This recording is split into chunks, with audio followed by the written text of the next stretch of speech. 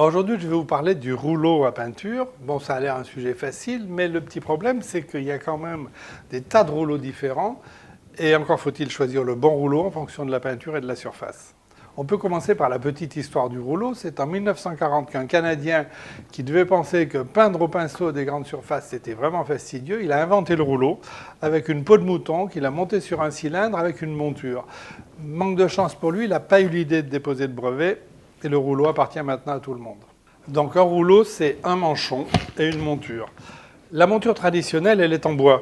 C'est vrai que les peintres un peu traditionnalistes, les plus anciens, aiment bien la monture en bois.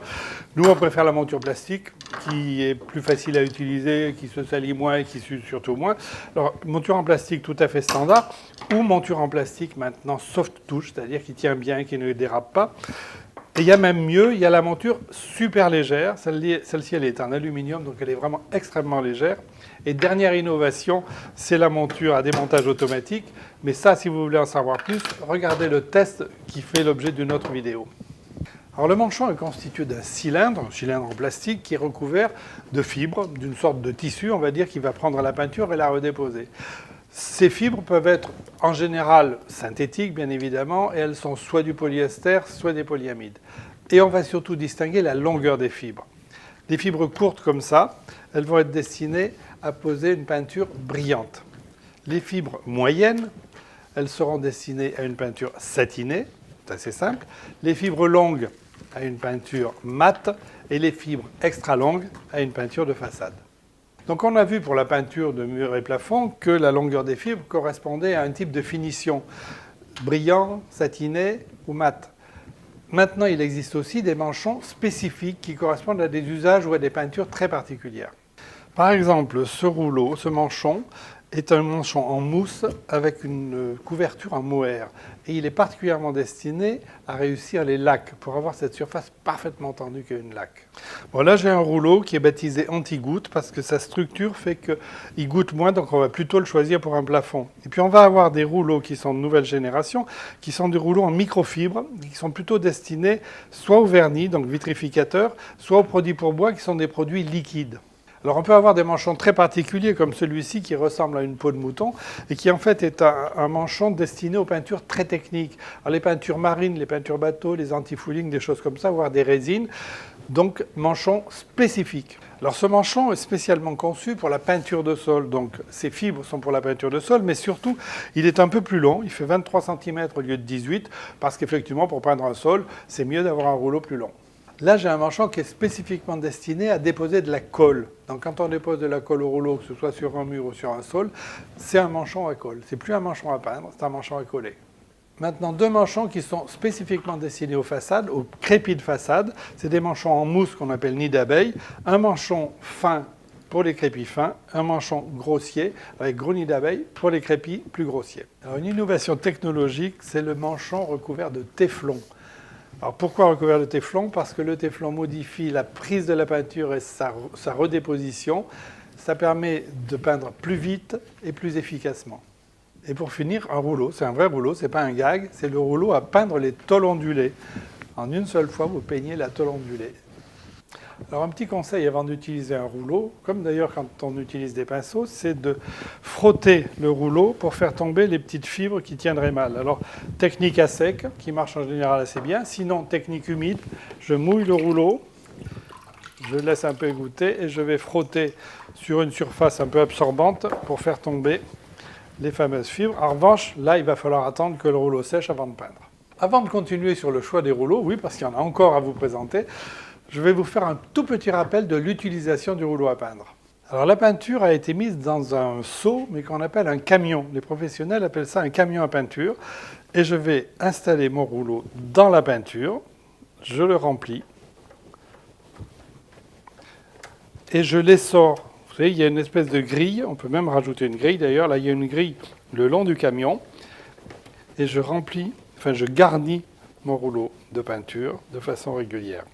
Alors, comme son nom l'indique, on va faire rouler le rouleau sur la surface, sachant que j'ai intérêt à ne pas rouler trop vite, sinon je vais peindre la surface, mais moi aussi.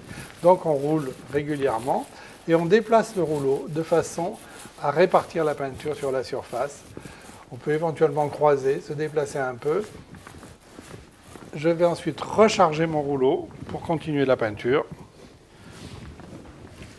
Donc, comme je vous le disais, tranquillement. Et ensuite, on va lisser quand le rouleau a déposé l'essentiel de la peinture. Donc là, je suis à toute petite surface, bien évidemment. Donc là, je lisse en descendant tranquillement. Et ma surface est peinte. Alors, un accessoire très pratique, c'est la perche sur laquelle je peux venir clipser mon rouleau. Cette perche, ça veut dire quoi? Ça veut dire que je vais pouvoir peindre en hauteur, en haut du mur. Je vais pouvoir peindre au plafond. Je vais pouvoir peindre au sol éventuellement. Celle-ci, elle se rallonge en plus, elle nous donne des bras très très longs. Et avec la perche, je vais donc simplement prendre la peinture sans me pencher, directement dans le bac. Et je peux peindre en haut du plafond, tranquillement, ou là en haut de ce mur. Donc, démonstration. Toujours pareil, mouvement lent et régulier.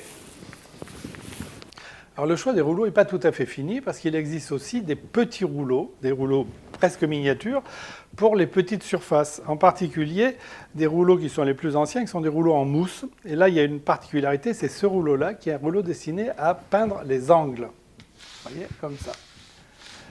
Et avec ces rouleaux, il y a nécessairement le petit bac. Alors dans les rouleaux petite surface, on va trouver des rouleaux aussi avec des manchons spécifiques.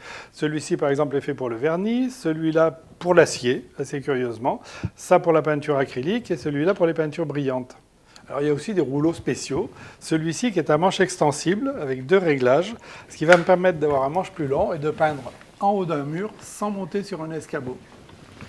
Et le dernier, c'est un rouleau pour les bordures, avec des petites brosses ici. Ça veut dire que quand je vais peindre une surface mais pas l'autre, je peux m'appuyer et je ne peins que ce mur-là, l'autre étant protégé par la petite palette.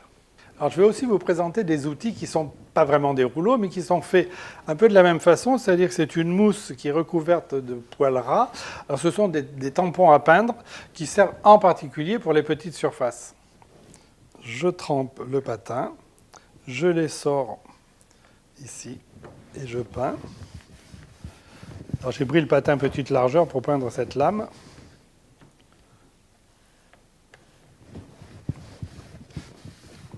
Et on a une surface très lissée dès la première couche. Le petit patin permettant de faire les bords. Voilà, par exemple, cette rainure. Et bien, un dernier outil pour peindre, qui est un outil bien particulier, c'est un gant à peindre. Alors pourquoi? J'ai une drôle d'idée. Alors là, j'ai mis un tabouret, ce n'est pas vraiment spécifiquement fait pour les tabourets, mais ça va bien pour peindre tout ce qui est barreau, en particulier parce qu'on va pouvoir faire le tour du barreau sans passer avec un pinceau ni avec un rouleau. Alors je trempe le gant dans la peinture.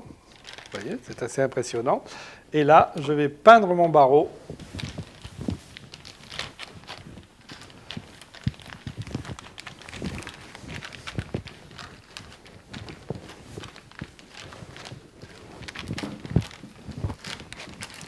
Bon, avec cette technique, on pourrait dire que peindre, c'est un jeu d'enfant.